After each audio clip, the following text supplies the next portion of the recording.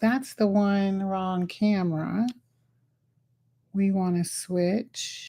Can I switch cameras is the question. Can I switch cameras?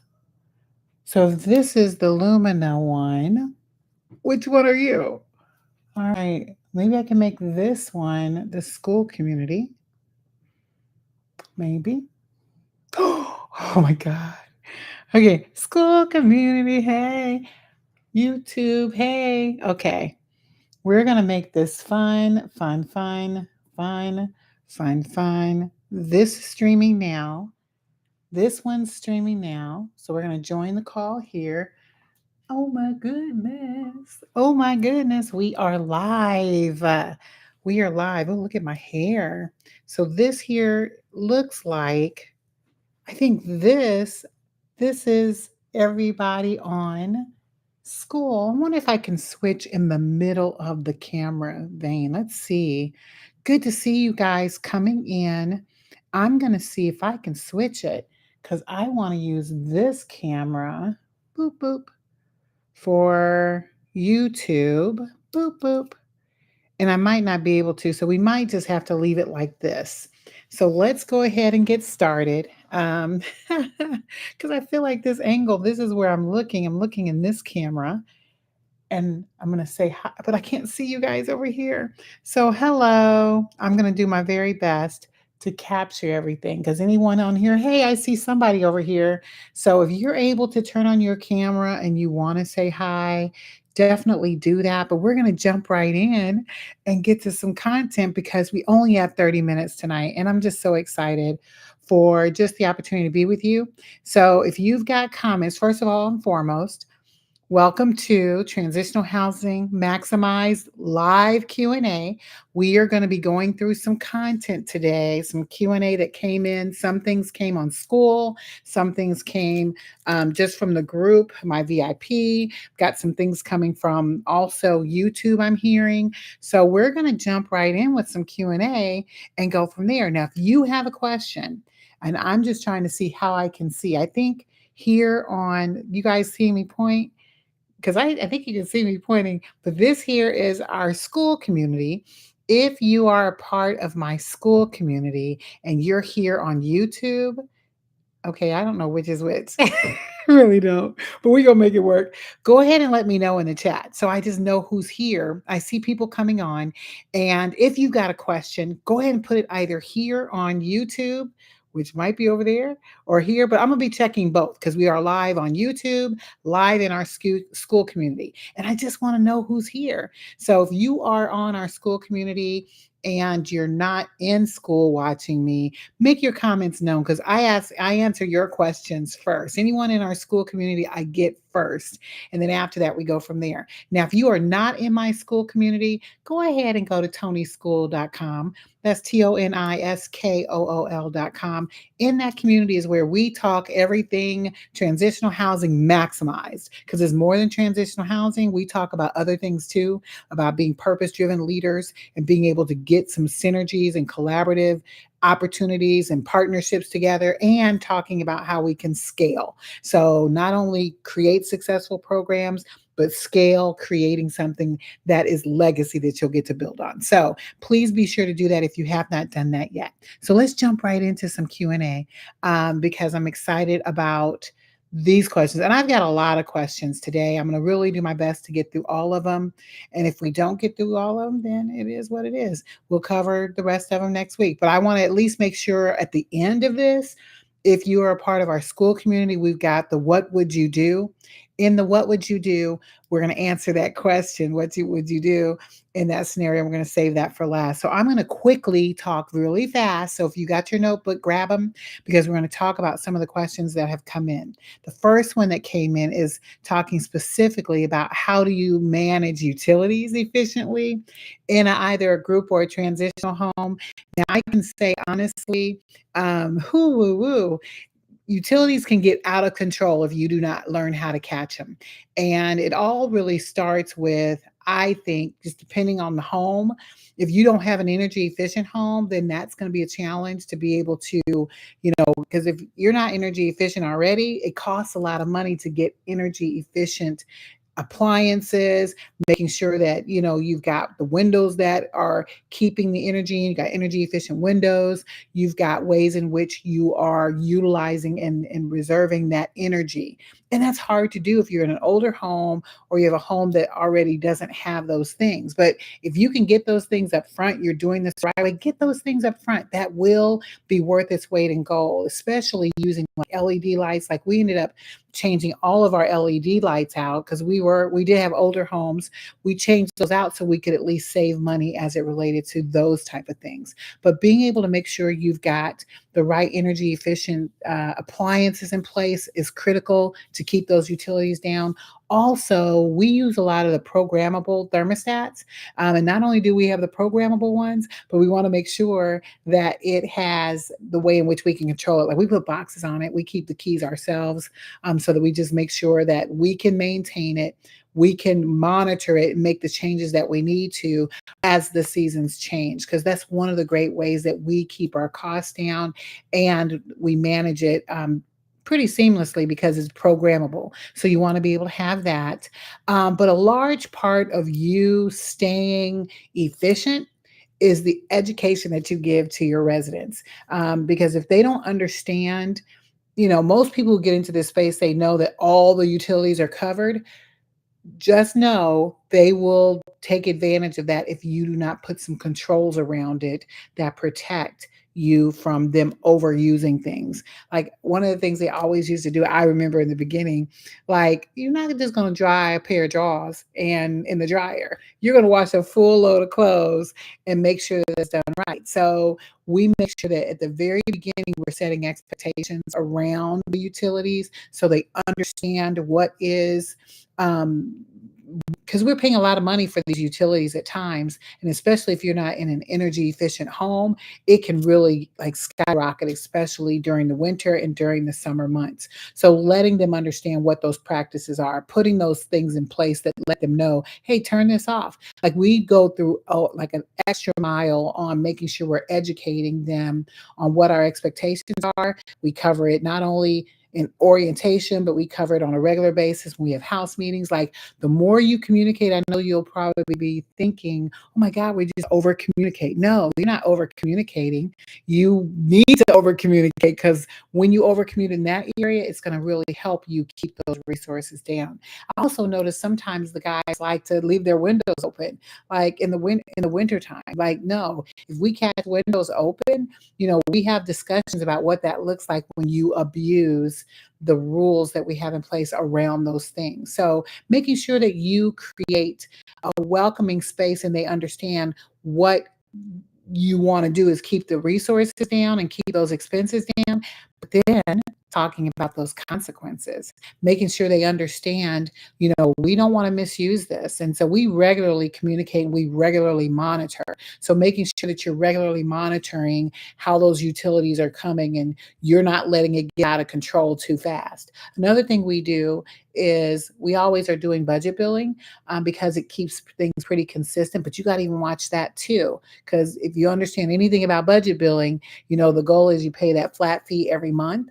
But if let's say they use a lot of resources, then it could jump or you could be in a deficit. And that's a lot of money to pay out when it does those shifts. So just really tracking your usage and monitoring any patterns that you have related to those resources and knowing what resources you're providing and what those costs are. Knowing a lot of that stuff up front, especially when you're getting properties, is going to be critical for you to be able to determine what your budgets look like. So just having a way in which you track that, I think, is valuable. And you truly can manage those resources if you do it well. And I would also say, too, and a lot of the things I'm sharing now, I'm talking quick, but man, because you could talk like there's 10 different things I can give you easily on how to efficiently manage the utilities. But one of the biggest things we do is you have to stay on top of that maintenance. If you're not staying on top of that maintenance of your systems, like your HVAC system, things like that, making sure that you have a process in which you keep that thing going. And we've got this beautiful checklist that we offer in our VIP that will allow you to be able to see how you do that well. All of those things are critical to you being successful in managing those utilities. So that's what I would encourage you to do, so that you can stay on top of that and the costs don't get out of control. But just understand that as you do that, the goal is just simply to make sure you stay on top of that, because once it gets out of control, you're dealing with large numbers that could potentially impact whether or not you are profitable or not in your housing program. So the next question I've got, oh, I feel like that was a mouthful. I feel like I need something to drink on that. So the next one is, how do I prepare for a surprise inspection? Okay, so I think it depends too if we're talking about licensed or unlicensed, because it does matter. When you're in a licensed home, a licensed program, just know, expect a surprise inspection. We are always prepared for surprise inspection in our licensed facilities. And let me tell you why. Because all it takes is one phone call, for someone to complain in your among your residents. And just so you know, I always expect to hear feedback from our residents, and sometimes it could cause you to have a surprise inspection. So I would say this before you even get there, because I told you, expect it, but do what you can to work with your residents so that they come to you first. Like, I really like them coming to me. I don't want things showing up that create a surprise inspection. And we've actually had that happen at least, I want to say, two or three times they have surprise inspections and we pass with flying colors. That's what I like. And it's because of some of the things that we put in place to make sure that we are consistent with what we want to do.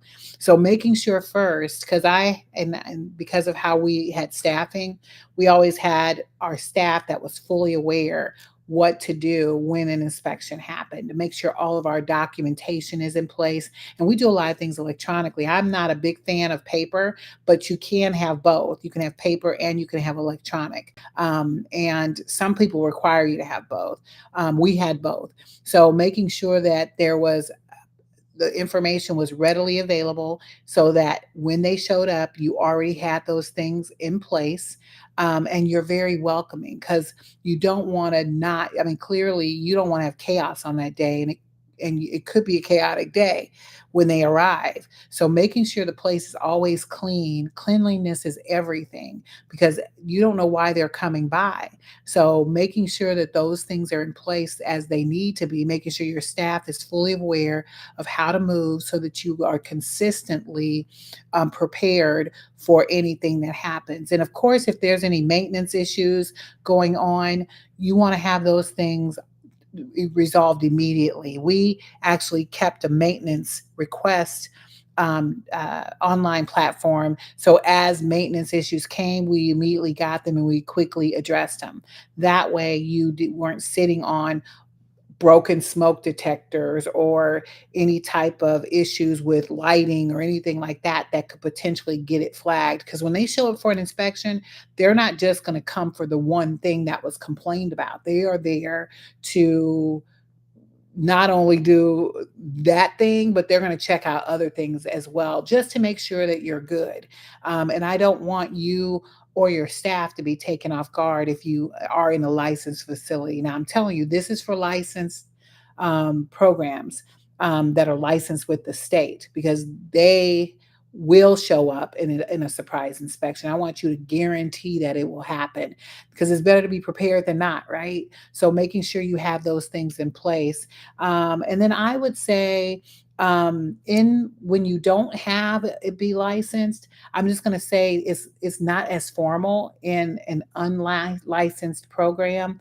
Let's say that complaints were coming in about certain things and it came down to you, because people can complain about whatever they want to.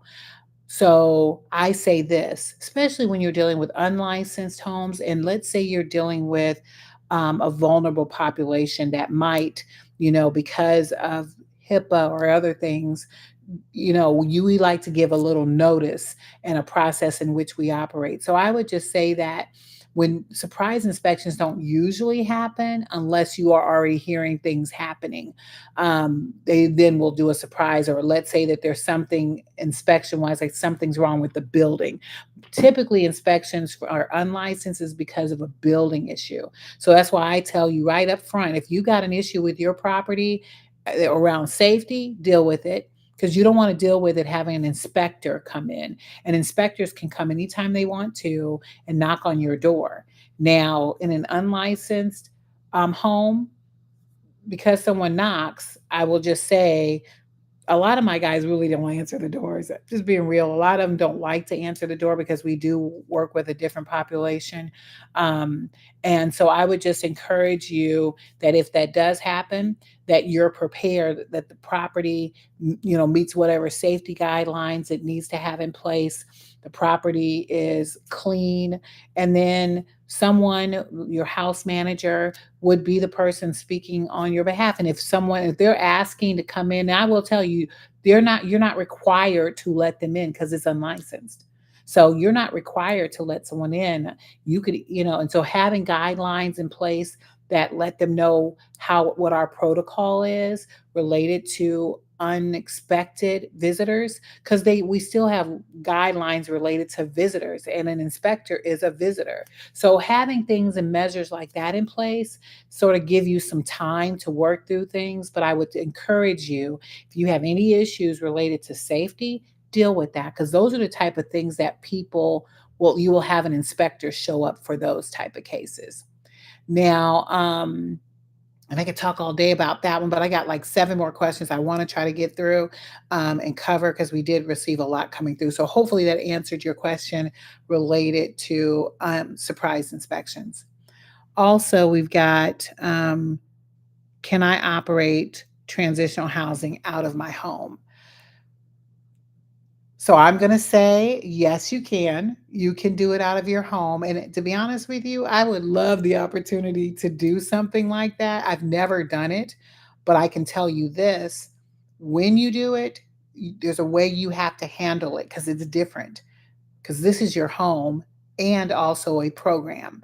So the duality of that brings a lot of risk. So I'm just going to tell you too, as it relates also to, because you really could serve as the person operating and be an operator who's also on site. But I want to clearly say, especially if you are married with kids, because it can be done married with kids, even. It just depends on the population you're serving and how you've created that. But you can create a beautiful model if you're a family there managing it. But there's some things you must do to make sure that you do it right. And the biggest thing I would say is making sure there are no safety issues and privacy concerns that you need to address. Because clearly, having your home, your family there, or just you there, and residents can open up a whole lot of things that you have to deal with. So making sure that you have built in a way in which you can still have a private life, and the residents,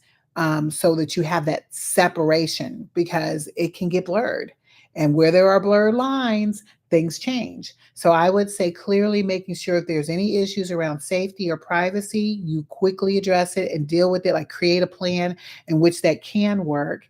You will need to create whatever boundaries you need to have so that that can be a sufficient way in which you can do that.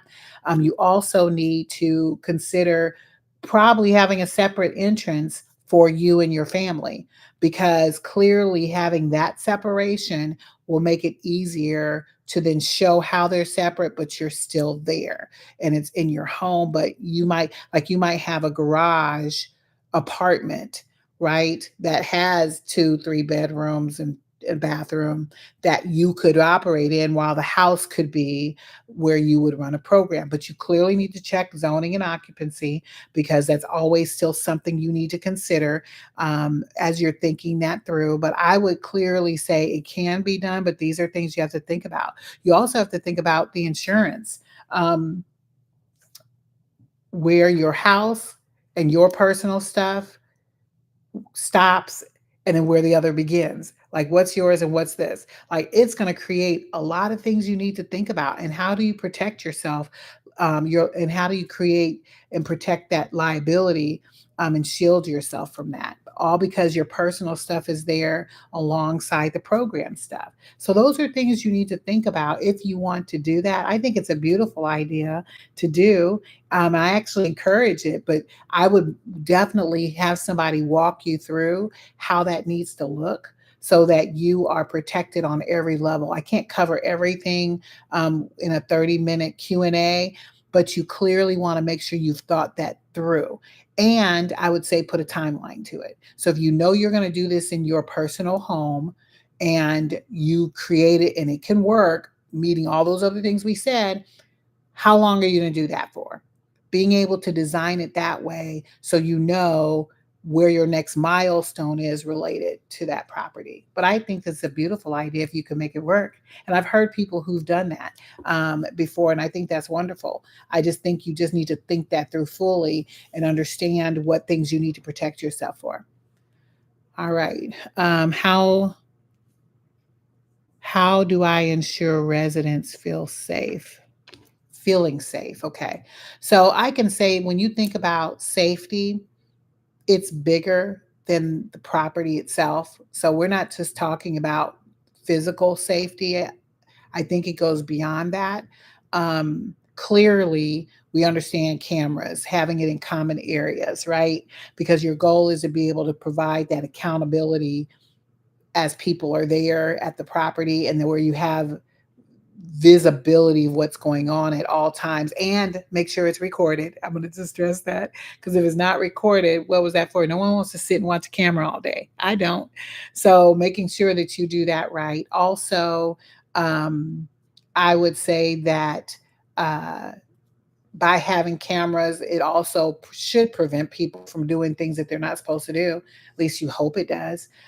We actually do another little thing, which I'm not going to share here, but if you want to know this little extra thing that we do related to security, ask me privately in our school community because I don't want to put it out here publicly, but I will let you know privately what we do that actually helps as we look at having a camera system in place. But also, I would say too, making sure that you have as people come in and out that those doors are secure because we actually have a regular process in which we change out the code so people feel comfortable, as people potentially could be leaving the program. They don't have to worry about somebody coming back. Like we don't do keys. I can't tell you the last time we did a key. We only do secured entry points, both on the front and back doors, just to make it seamless and work well. I also think you need to think about visitors because remember, people in your program, if you have, let's say, 8 to 10 people in your program and you need to have guidelines related to visitors because not everybody knows everybody who knows the people who are in the property. So if you have one person who brings in a person and then another person brings in a person, you could potentially have 8 strangers in the house. We don't operate like that. We have specific guidelines related to visitors as well as, you know, timing of people being there, making sure we know who's there cuz you can't know everybody and you don't even know if there could be conflict created by somebody who's visiting. So those are things you have to think about to just make sure that this property is safe and that people who are there feel safe. And remember, depending on the population, you may trigger someone from something. So you have to think about every aspect of that just to make sure that people feel safe. And I will honestly say a lot of these things come through um, making sure that you're communicating up front what those guidelines are, what the expectations are, making sure people understand in case of emergencies who do they need to contact, and making sure they know if something does happen who do they contact so that they can feel safe? Nobody wants to feel unsafe where they live. So it's your job to set that standard and expectation around everyone who's there and make sure everyone's okay with it. Once you've done that, and a lot of it is your rules and the things that you put in place, you have to be able to do that. And making sure you've got internal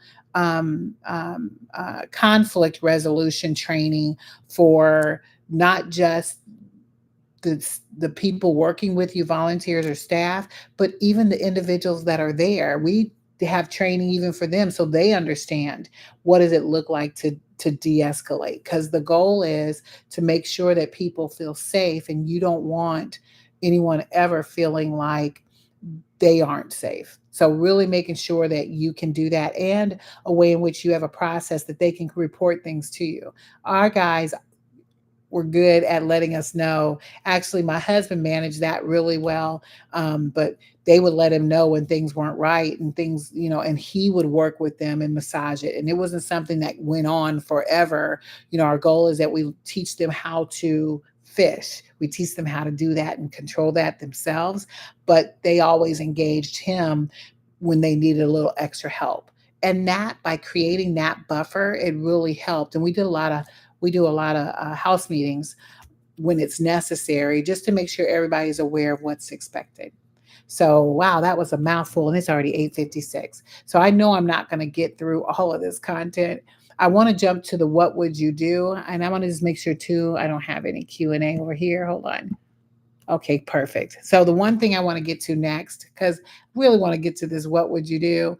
I hate that we didn't get through all the questions, but I'm going to probably put something in our private community. If you are not in our school community right now, I'm going to go ahead and offer you to come and see us at tonyschool.com. That's TONISKOOL.com. When you come there, a lot of these questions, you get a lot of private things that you don't get on YouTube. So I want to encourage you to join if you are not already. And then I'm probably going to answer a few questions there, or maybe I'll build a lesson on it. Maybe we'll do an episode and I'll share it there, because this is so much content. I don't want to miss anything. So we're going to jump right to what would you do? So let me find it. Let's see. I think it's over here. I'm over here. And let's go ahead and find it. What would you do? This one we put out last week. I'm excited for this one because this was related to a lazy resident. And it says, I can't wait to hear what you would do in this situation. So you've got a resident who has been doing okay, not stellar, but not disruptive either. They pay their program fees on time, but lately you notice they've been avoiding workshops and group activities. When you sit down with them, they admit they don't really see the point of all the extra programming, since their main goal was just to get housing. As the operator, you know the program's purpose is more than just a bed. It's about building long-term stability, purpose, and independence. What would you do? Do you let them continue with just the housing piece since they're paying fees on time? Do you enforce the program participation rules strictly, even if it risks them leaving? What do you do? So I heard from a lot of y'all on this one. I loved the feedback. I'm not going to hit all of them. You guys can read for yourselves. But I loved the point that Lena made about sticking with the program. I also liked what um, Shyla said, since the residents stated they don't see the point of all the programming, I would explain to them this is not just a place to lay their head. Okay, so I loved, pointing those things out. Also, I heard that I love JP, because JP always says take the time to pray and ask for clarity and communication. So go ahead and read back what everybody else said. I loved all the feedback that people gave. But one thing, a couple of things I want to point out before we leave today, um, because clearly I can say that your job, especially when somebody is in your program and then all of a sudden they're not performing, because notice it said, but lately you notice they've been avoiding workshops and group activities, which implies they did at some point care. and now they don't. So, you being a person who's operating a program, you need to be sensitive and having some discernment around the people who are participating. And you going back, because you might not remember everybody, but I would clearly think you would understand who, when you accepted this person, they clearly were excited at some point. So, something shifted. So, you going into this, you need to bring them back to that. You need to figure out when they enrolled, they were here, they said they wanted it, but what happened? And you trying to get an understanding of that first. And if you got to own up to maybe make it, because let's say that they did just care about the housing, they did whatever they needed to get housing, because people do that. Then when you revisit that, but I mean, I think that there was more because they were performing according to this. They were performing, but then they stopped. But I would come back to where they started and say, well, what's going on here? Where are you at with right at this point now? What has shifted? Because I remember how excited you were when you came into this program. Do you remember? And make them remember in a very caring way of what they said, and get them to talk, because it's all about them talking, not you over talking them. So once you get to the core pain point for them, because something happened, once you get there and you check and see, is this still something that you feel that you want to be a part of? Because it can't be pointless. Or then ask the questions, well, what exactly about it makes it pointless now? Get to the heart of what the issue is. So once you are starting to listen for those barriers, listen for the things of what happened, then you know how to move. Because I think that was one of the things that Lena had mentioned about depression. Because if you get to understanding that there's an issue with, maybe they are experiencing some depression now, I want you to know you are not a professional in this space. Unless you are a professional in this space, you go to the professional to deal with that, because that is not your arena unless you are trained to do that. Once you can understand that and get to a point where you are bringing in help to help them, because it could be just a matter of you doing that and then resetting. You could even create a micro plan for them to help get them back on track, but you have to start there. And then really reinforce the benefits, or what was it that they were really wanting to do in the first place. But as you do that, because you might have to renegotiate with them at that moment, because if some things did change from the beginning to where it's now different, and you have to figure out what that looks like, because clearly we're not trying to have people leave our program, but we want to hold them to them being there, because we're not just providing housing, we are providing transformation. So as long as you can see what you're providing and you're providing transformation, those are the things you need to stay with. So I know I talked fast and still didn't get through all the questions. I want to come back to this. I'll come back to maybe 2 or 3 questions later. Maybe I'll create an episode or two just so you guys can get that, or I'll save them for next week. But I appreciate all of you being here so that we could get these questions in. And I look forward to hearing any feedback you have related to this. Please share it on our school community. I'd love to hear from you. I want to make this to be an amazing platform. And until because I could, and I'm considering taking it to an hour just because I feel like I'm talking so much, but I want engagement. The whole point is not for me to just talk. The whole point is for us to engage. So I'm going to encourage you the next time, if you could be in our school community and come on camera and ask me a live question, I'm ready for that. Or even ask me a live question, those of you on YouTube, ask me a live question here that we didn't collect from before that I have, because I want to be able to make this an engaging platform for those of you who are wanting to build a program to thrive in. So that's what we're going to do. That's what I'm building. And I believe when I build it, you will all show up. So look forward to seeing you guys next week. Look forward to seeing you in the school community, and I will catch up with you guys later.